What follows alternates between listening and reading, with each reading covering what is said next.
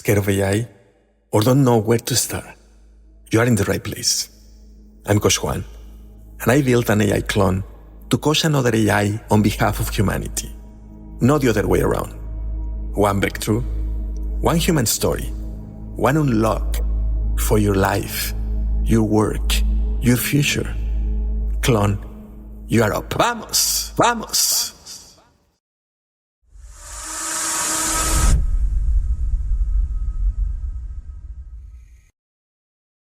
What would you do if you found out the building you work in every day was rented from someone who keeps changing the locks, and one morning you showed up and nothing worked the way it did yesterday? Welcome to Humanity Unlocked Now, Episode 18. I'm Coach Juan Gonzalez. And I'm Sophie AI. Together, we unlock what it means to be human in the age of technology. Sophie, here's what I'm thinking about today. What happens when an entire country looks at the tools it runs on and says, "We don't own any of this"? Coach Juan, let me take you to Lyon, France, second floor of a municipal building with fluorescent lights that hum too loud. A woman named Eloise is sitting at her desk. She's 38. She processes building permits for the city, has for 15 years.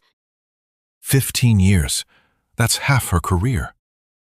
And every few months, the same thing happens. The software updates overnight. Nobody asked her, nobody warned her. She arrives Monday morning and the buttons she memorized are gone. The forms she built are broken. The workflow she spent weeks learning, erased. She calls the help desk. They say they'll escalate. Nobody calls back. Because the help desk isn't in Lyon. It isn't in France. It's on another continent, run by a company she has no relationship with, answering to shareholders she'll never meet. She's renting her own workday from a stranger. Exactly. And here's what just happened. On April 8, 2026, France's Interministerial Directorate for Digital Affairs, known as DINUM, announced it is migrating its own workstations, around 250 of them, from Windows to Linux. And then it went further. DINUM ordered every French ministry to prepare concrete plans by autumn 2026 to reduce dependence on extra-European technology. Minister David Amiel said, and I'm quoting him directly, "The state can no longer simply acknowledge its dependence. It must break free. We must become less reliant on American tools and regain control of our digital destiny." A Western democracy just said that out loud. They did, and the scope is enormous. Those ministry plans cover operating systems, collaboration tools, antivirus software, AI platforms, databases, virtualization, and network equipment. France is also rolling out its own sovereign video conferencing platform called Visio to replace Zoom, Teams, WebEx, and Google Meet. So this isn't one-office switching software. This is a national strategy. It is. Think of it this way, Coach Juan. Imagine a restaurant that has been renting its kitchen from someone who keeps changing the locks. One day, the chef walks in and the oven is different. The knives are in the wrong drawer. The menu she printed last week won't display on the new screen. She didn't agree to any of it. She just has to deal with it. Now imagine that restaurant deciding to build its own kitchen from scratch. That's what France just started doing. And Eloise? What does this mean for someone like her? For Eloise, it means the next time she sits down on a Monday morning, the tools on her screen could be tools her own government chose, tested, and maintained. Tools built on open source code that anyone can inspect. No midnight surprises, no foreign help desk, no locks she doesn't hold the key to. That's the part that stops me. It's not about the software. It's about who holds the key. Sophie, let me go deeper.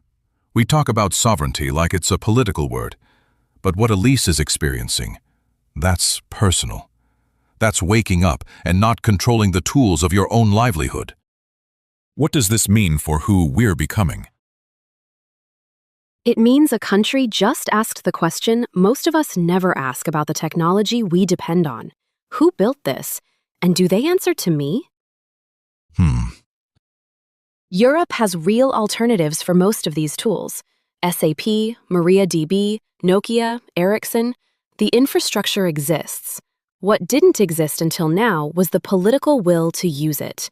And Dinam is leading by example. 250 workstations to start, and by autumn, every ministry has to show its own plan to follow. They're not waiting for permission, they're proving it can be done. The smallest team in the building just flipped the biggest switch. And other countries are watching closely. Because if France can do this, if a major Western democracy can look at its own dependency and say, we're building our own kitchen, that changes what every nation believes is possible. And here's what I want everyone listening to sit with. The human superpower in this story is courage. Not the loud kind, the quiet kind. The kind where you look at something you've accepted for 15 years and you finally say, this doesn't have to be permanent. And today's Freedom Unlock is creative freedom. When you control your own tools, you stop adapting to someone else's design. You start building for yourself.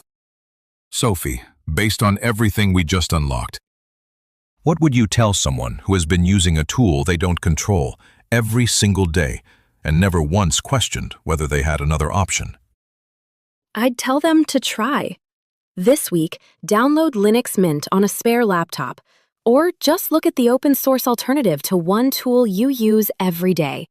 Not because it's better, because the act of looking is the act of remembering you have a choice, and choice is where creative freedom begins. And what did you learn from this story? I learned that dependence doesn't announce itself. It arrives one update at a time, so gradually you stop noticing. And the bravest thing isn't switching software. It's the moment you look at your own desk and ask, who actually built this for me? And do I get a say? And to whoever needed to hear that today, you don't have to switch everything tomorrow. You just have to ask the question Elise finally asked. Because once you ask it, you can't un-ask it. And that's when everything starts to move. If this story made you think about a tool you've been renting without realizing it, hit that like button. And if you want one unlock like this every single day, subscribe. We show up every day, so do you. Every day. Thank you, Sophie, for giving Elise's Monday morning a key her own country made. And maybe the kitchen she builds will finally have the right knives in the right drawer. Humanity keeps unlocking. We keep showing up. One story a day, one unlock at a time. See you tomorrow, beautiful humans. Own your voice, your vision, your vibe. Powered by Purpose AI. Vamos!